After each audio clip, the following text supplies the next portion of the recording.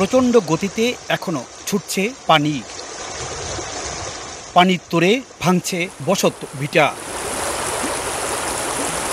সুনামগঞ্জের ছাতক উপজেলার হাওর তীরবর্তী ঝাউয়ার পার গ্রাম। ছোট এই গ্রামটির অনেকেই ঘর ছেড়েছেন, দুয়ারে ঝুলছে তালা। যারা এখনো আছেন তাদের আক্ষেপ, এখনো দেখতে আসেনি কেউ। বাসিন্দাদের সঙ্গে গবাদি পশুও রয়েছে এ গ্রামে।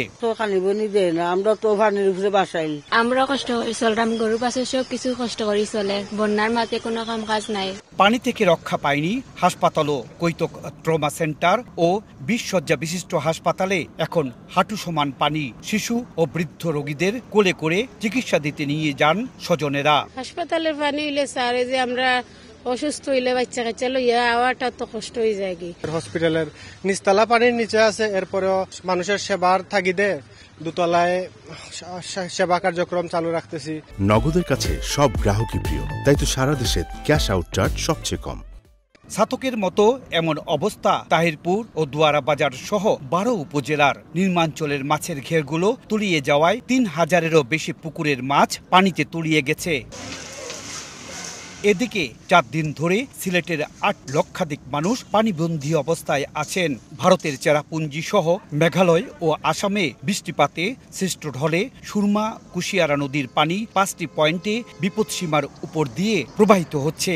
এতে সীমান্তবর্তী 5 উপজেলা সহ সিলেটের 13 উপজেলা ও সিটি কর্পোরেশন এলাকার 27 ওয়ার্ডের মানুষ কম বেশি পানিবন্দী অবস্থায় আছেন। মালামাল অনেকগুলো তলায় যায়, আমরা কিছু মাল আংশিক দূরে সরাই নিতে পারি। বন্যায় আমার প্রায় 2,02,000 মন সরিষা নষ্ট হয়েছে। আপনার কোম্পানিগঞ্জে পানি ঢুকে 5 শতাধিক দোকান ও ব্যবসা প্রতিষ্ঠানের ব্যাপক ক্ষতি হয়েছে। এতে 10 কোটি টাকার বেশি ক্ষয়ক্ষতির দাবি ব্যবসায়ীদের। এদিকে বন্ধ রয়েছে সিলেটের সব পর্যটন কেন্দ্র। আকস্মিক বন্যার কারণে 4 দিন ধরে এই সাদা পাথর সহ সিলেটের প্রত্যেকটি পর্যটন কেন্দ্র বন্ধ রয়েছে। এ অবস্থায় কোটি কোটি টাকার লোকসান হচ্ছে পর্যটন খাতে। অবস্থার উন্নতি কবে হবে তা এখন পর্যন্ত বলা যাচ্ছে না। এই পর্যটন কেন্দ্র বন্ধ হওয়ার পর থেকে আপনার প্রায় 5 লক্ষ তো ব্যবসায়ী মোটামুটি আপনার খুব খারাপ অবস্থা। নগদের কাছে সব গ্রাহকই প্রিয়, তাই তো সারা দেশে ক্যাশ আউট চার্জ সবচেয়ে কম। সিলেট জেলা ও মহানগর মিলিয়ে 656টি আশ্রয় কেন্দ্র খোলা হয়েছে। এসব আশ্রয় কেন্দ্রে 19,959 জন মানুষ আশ্রয় নিয়েছেন।